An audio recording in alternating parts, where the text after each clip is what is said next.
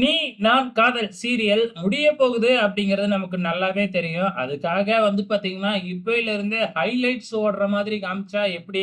டக்குன்னு வந்து பார்த்தீங்கன்னா, நம்ம ராகவ் கடத்தப்பட்ட மாதிரி காமிக்கிறாங்க. எப்படி கடத்துறாங்க அப்படிங்கிறதெல்லாம் காமிக்கல. டக்குனு ராகவ ஒரு பாழடைஞ்ச இருட்டு பங்களாவுல போட்டு, கையெல்லாம் கட்டி போட்டு, கண்ணெல்லாம் கட்டி வச்சிருக்கிறாங்க.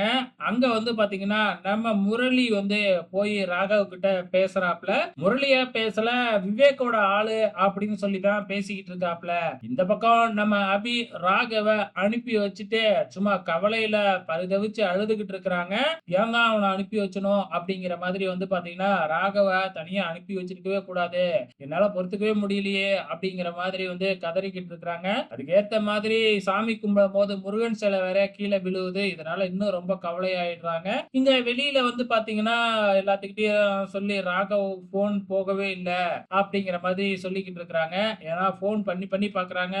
ஃபோன் நாட் ரீச்சபிள்லயே வந்துகிட்டு இருக்கிறதுனால, இன்னும் அபி கவலை ஆயிடுறாங்க. இப்ப மறுநாளும் விடிஞ்சிடுது. மறுநாள் விடிஞ்சும் நம்ம அபி ஃபோன் பண்ணி பார்க்குறாங்க. ஃபோன் போகவே இல்ல. அது மட்டும் இல்ல, அவரு பாண்டிச்சேரிக்கே இன்னும் போகல அப்படிங்கிற மாதிரியும் வந்து பார்த்தீங்கன்னா, அணுகிட்ட நம்ம அபி சொல்லிக்கிட்டு இருக்கிறாங்க. உடனே ஆகாஷ வர வச்சு ஃபோன ட்ராக் பண்றாங்க. ராகவோட ஃபோன ட்ராக் பண்றாங்க.